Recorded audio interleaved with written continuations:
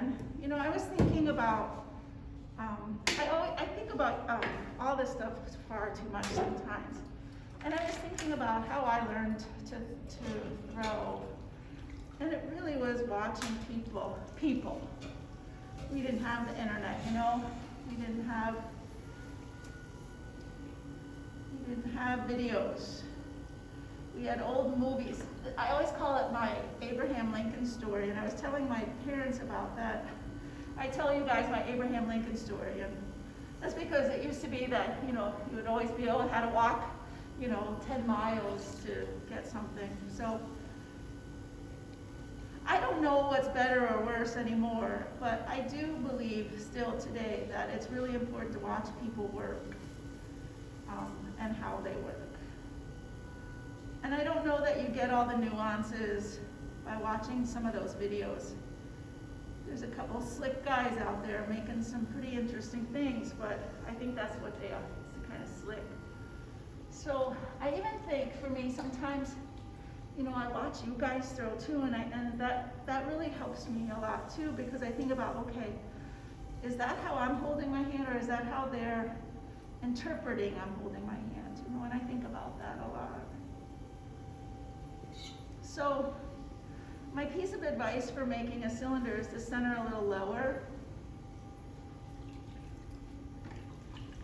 And I thought about something that you said, that somebody had said to you, oh, you can't throw with a sponge. And I looked up some of my people that I've looked at my whole life. And, you know, they threw with the sponge, they threw without the sponge, they used the wheel fast when they needed to, they used the wheel slow when they needed to. And I would say that no one ever said to me something like that before. You know, I think there's reasons for it. I think that there's definitely reasons for how we do things. And I know I've said this to you a couple times, and it happened in my morning class too today, is just to remind us that they are not teaching beginning students on the internet. 99% of the stuff out there is not teaching you guys.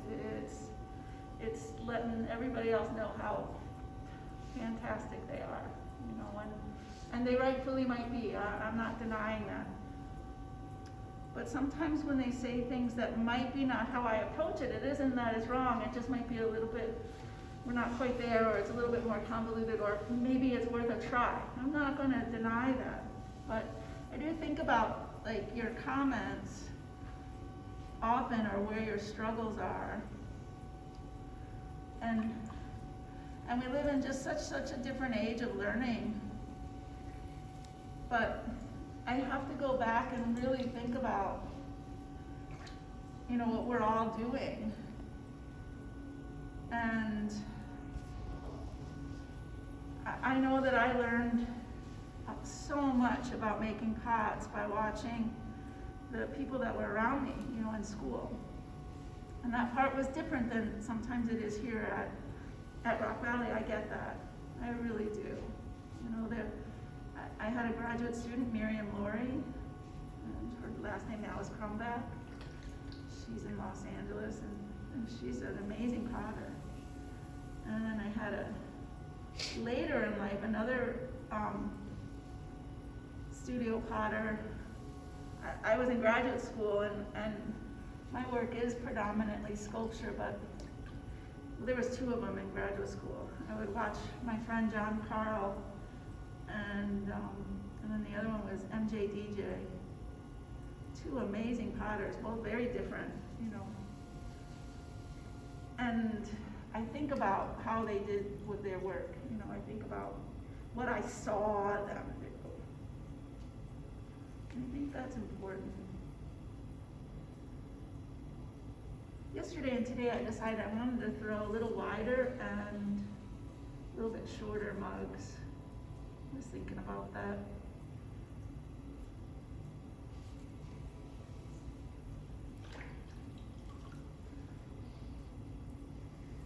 As you become more comfortable with the wheel, you'll start making the pots faster, but it's not about getting it done as fast as you possibly can. You know, that's I don't know any potter that would say that. I don't know that they would say it like that.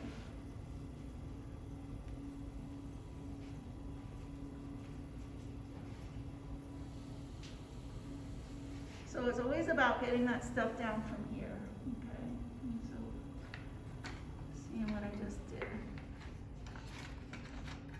So where did it go? I have too many things out here today that I want to share. Oh, there it is.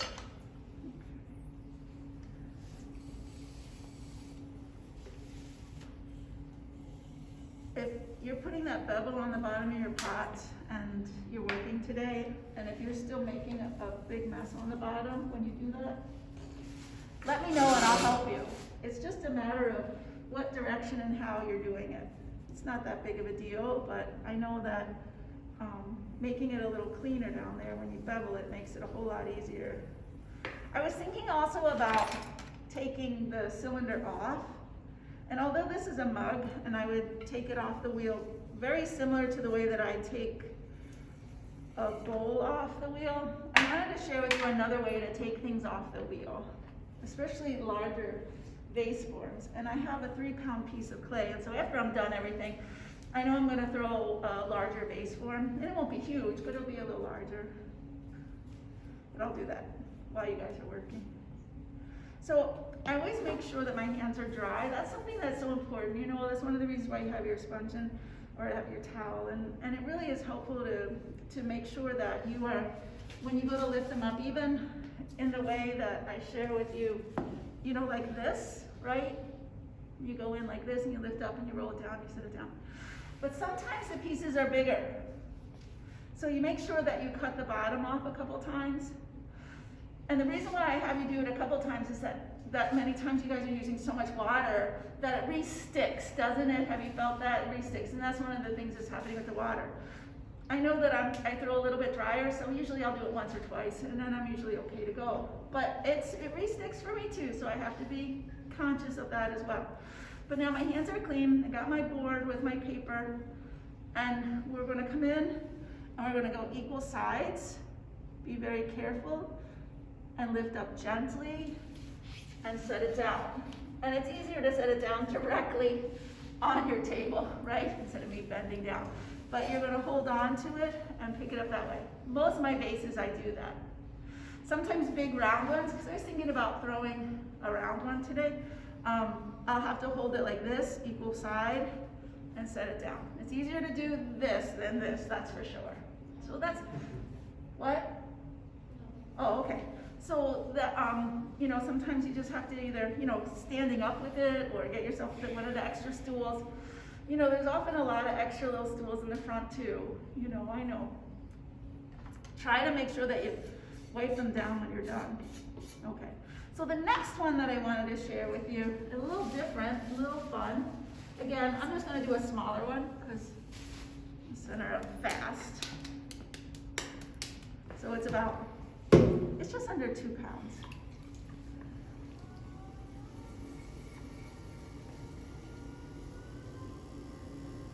You know, I know that some people will throw a lot wetter than I throw. I know that some people will throw even drier than I throw. But the point that I keep making to all of you is that you want to always get rid of that excess water. When you let all of this over here just keep building up and building up and building up, and it gets really gooey and water. It just gets in your way. I know it does. It took me a long time to figure that out, you know,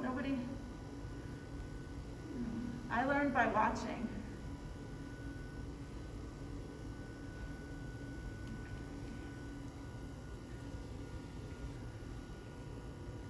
So I'm gonna make, it would be a vase form. I could turn it into a cup form, but just a little cylinder form. So I centered maybe just not quite as low as I did the other one, but so I'm going to go ahead and open it up and just be careful, you know, make sure you're leaving enough clay on the bottom. And I'm going to open wide, but this time I'm going to open wide but not too wide. I'm deliberately leaving my walls thick. I'm gonna go ahead and clean up the inside, compress it down. This could be like a little tea bowl even, works nice. And I know it's a technique that's been kind of handed down from many different potters and traditions. We often give the traditional kind of Japanese potter the homage to this technique that I want to share with you. And so I'm still, you know, that was my volcano, right?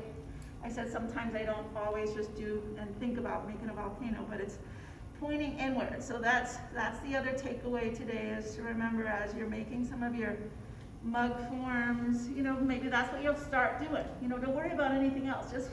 Just think about those mug forms today. That would be fantastic. So about a pound and a half. I have to make copies. I'll do that for you for next class. I finally found the sheet that has all the weights of things. They have a general mug being thrown with 6 to 10 ounces of clay. I know that we're not ready for that. That's okay. It really is okay. And then I think, well, they must mean like the end product. That's how much it should weigh. Then I feel a little better about it. Okay, so now I'm deliberately going to throw just a cylinder, and I'm going to throw it with pretty thick walls. So you got this. So I'm just going to pinch in, but I'm going to be really careful. I'm only going to maybe pull just gently right here. That's about as tall as it's going to get, actually. So a nice short little. So that's why it could be like a tea bowl, because I could push it out. It could be a little cylinder. It could be a cup. And so at this point, let me just make sure. I'm just going to make sure it feels pretty even. It does, pretty even. So at this point, I have a couple things I'm going to take into consideration. I could throw a rim now, or I can do it later. But what I'm going to do is I'm going to facet it. I think I shared a little bit about this before. Did I facet anything with you guys? No? Okay. It's something that I was taught pretty early on. You could do this technique to bowls. You could do it to cups. So I'm going to go ahead right now before I do anything else, and I'm going to put my little bevel underneath.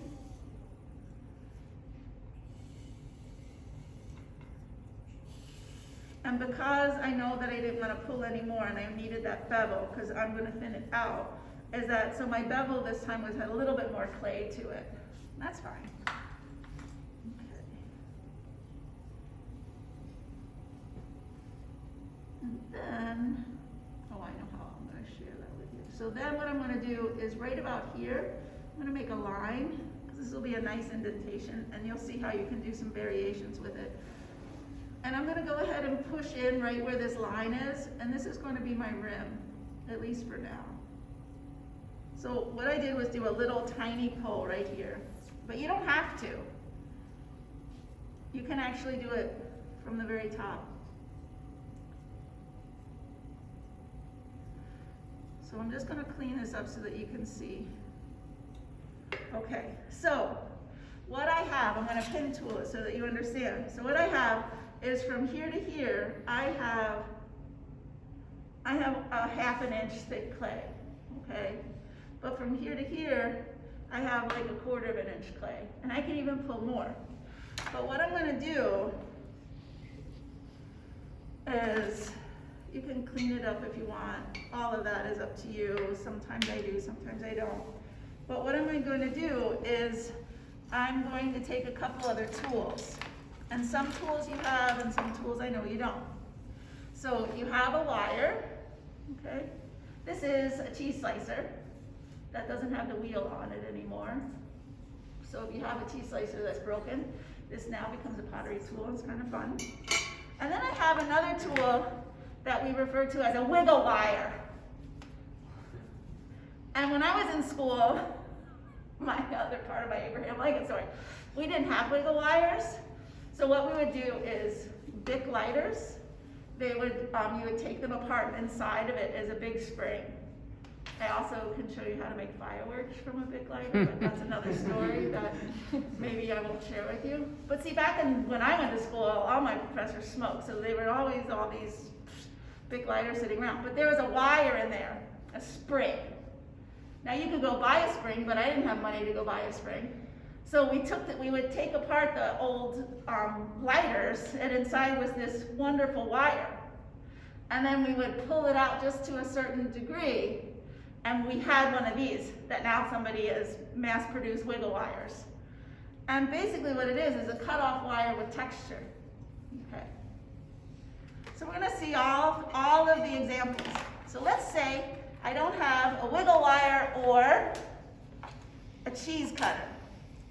So what I'm going to think about is that I'm going to think about my pot now in north, south, east, and west. So I'm going to divide it up equally. So just you can use your little pin tool. And depending on how big it is, you can even divide it in half again.